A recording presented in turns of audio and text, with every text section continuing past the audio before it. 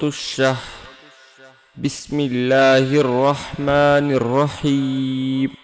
ألم نشرح لك صدرك ووضعنا عنك وزرك الذي أنقض ظهرك ورفعنا لك ذكرك فإن مع العسر يسرا إن مع العسر يسرا فإذا فرغت فانصب وإلى ربك فارغب.